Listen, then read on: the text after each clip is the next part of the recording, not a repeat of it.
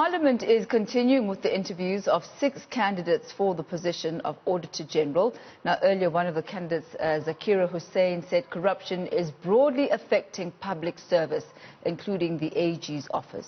He says the AG's office also needs to transform the auditing sector as the largest employer of accountants in the country. Our senior politics reporter, Ziyanda Ngcobo, is following the story for us and joins us to give us an update about the interviews. Good to have you with us, Ziyanda. Now, you did mention earlier on that there are 6 candidates, but initially there were more.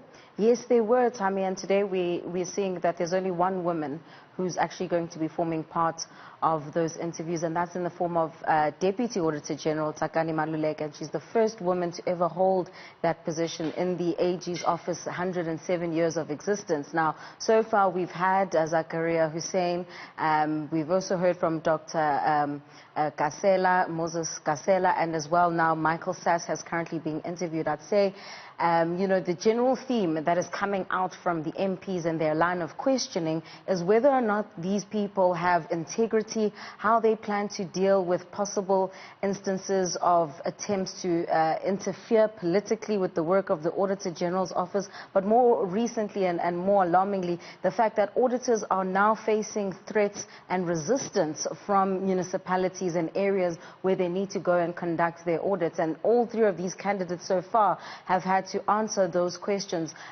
For an example, one of the suggestions that Michael Sass has come forward with, he's currently the CFO at the National Health Laboratory Service. He said that one of the things that the Auditor General's office used to do but doesn't necessarily do anymore, for an example, is forensic investigations. And he says it's important for the Auditor General's office to do forensic investigations, particularly because they would have already done the groundwork and they are the ones who also understand the forensic evidence that's before them in order to compile those reports. So I found that quite interesting as well. Another response that was given by Dr. Kasela, he was asked about whether or not he has faced any instances during his work, especially he's in the Northern Cape provincial government in Dr. Saul's office, whether he's faced any political interference. And his response was to say that it's his duty to also consistently inform his political principle of their role as Auditor General, because he said that at some stage there would be some people who describe him as a stumbling block. So certainly the challenges of auditors coming out and really the parliamentarians and the MPs trying to get a better understanding of how they would tackle those challenges. Now, this role of Auditor General, it's always been one that's gotten a lot of attention. But I'm realizing now as well that now there seems to be even more, almost like public participation. South Africans are now getting the behind the scenes of the processes of the interviewing. If you could perhaps give us an indication as to why this is important and why this is happening. I mean, your observation is very correct, Thami, that over the years there's been a call for greater transparency of the people who lead Chapter 9 institutions.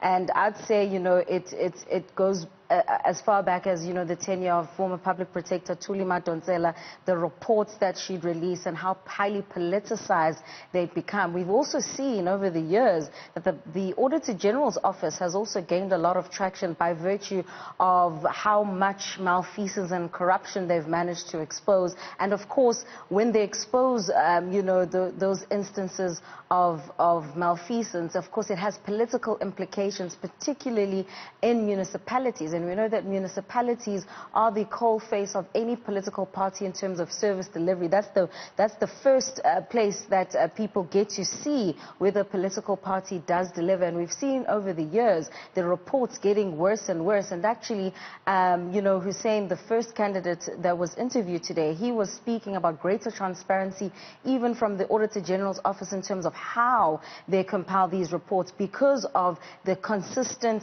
push to politically interfere in how the audit outcomes, happen. And he was saying that if there's greater transparency, you'll even be able to detect sooner if there are attempts to politically interfere with the Auditor General's reports. But another question that came from MP Veronica Menzies. She was asking the question about this, at times there's a disjuncture between what the audit report says and the situation on the ground. And she was saying, she was asking one of the candidates how they plan to remedy that. And it was actually Dr. Kasela's interview where he was saying that there needs to be a greater integration with stakeholders. So, for an example, with the Department of Monitoring and Evaluation, for an example, with Treasury, so that they all work together, so that the forensic evidence that they come up with is also implemented in the various departments and that it's seen on the ground.